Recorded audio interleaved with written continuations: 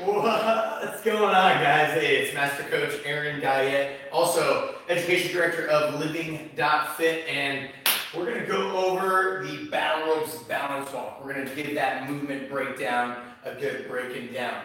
And so if you are watching this right now live, or if you're watching it in the week of October 8th through whatever, right, then you've seen the challenge, right? And if you haven't done the challenge, if you're 1 week late, then unfortunately you won't be able to enter. But if not, hop on to our Living.Fit Facebook group, right?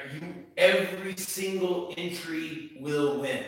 I say that again, every single entry will win. And what will you win? You'll win all of our movement breakdowns, right? All of our exercise demos, right? And it's a growing library of them. And then a ton of follow-along workouts. Right now there's 25, 30 in there, right? And we're adding 5 more every other week. So enjoy that, right? So this movement breakdown, it's about balance walking, boom, right, on the battle rope. So first of all, how do you set it up? Well, pretty simple. You just throw a rope on the ground. Boom, that's easy, right?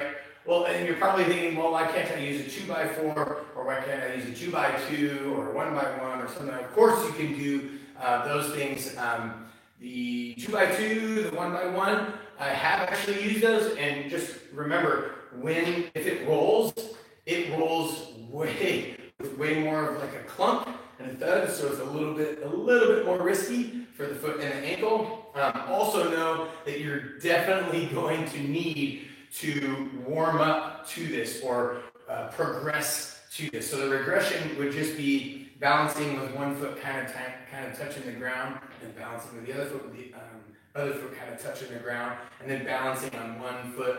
And so if you do that for a minute without falling, and do it for a minute on the other side without falling, then maybe add up onto the tiptoes, right, where I'm on the balls of my feet balancing, I'm on the heel of my foot balancing, and even I do on the left side of the foot and on the inside of the foot. Right? That actually creates a lot more capacity for the foot and the ankle. Then at that point, if you hop on the rope and you tend to like slide off, roll off, you're not going to roll your ankle or anything like that, right? And this is something that I've worked elderly up to, I've worked youths up to, and the beauty of this, so think about this, right? How do we map our central nervous system and our peripheral nervous system?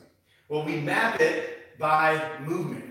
Just any sort of movement creates a map because of our proprioceptors and because of the way that our brain works, right? It creates a map that we can then be a little bit more coordinated and do some more movements, and more movements easier, right? We can activate those muscle fibers. We open up the spectrum of movement versus, doing movement only in this sequence and timing with these muscle fibers every single way. We open up a myriad, a very complex and wide spectrum of ability to create sequencing and timing and muscle fiber engagement to be able to handle movement doing stuff or movement in reaction to stuff, right? If you fall or something like that, right?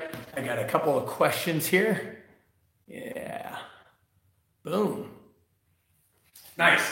Yeah, so that is how we map our movement. So what a great way to map some movement for the lower body, for the foot and the ankle, to help protect the knee, for the hip, to help protect that low back and the knee, right? By just doing some simple balancing. And it doesn't take much, right? Hey, lay out a 50-foot, inch-and-a-half rope. I want you to walk forward all the way down. If that's too easy, walk forward, down, walk forward, back. If that's too easy, walk forward, down, backward, back. If that's too easy, walk forward, down, backward, back. We'll go lateral on the balls of the foot, lateral on the balls of the foot. If that's too easy, we'll go forward, down, backward, back, lateral on the balls of the foot.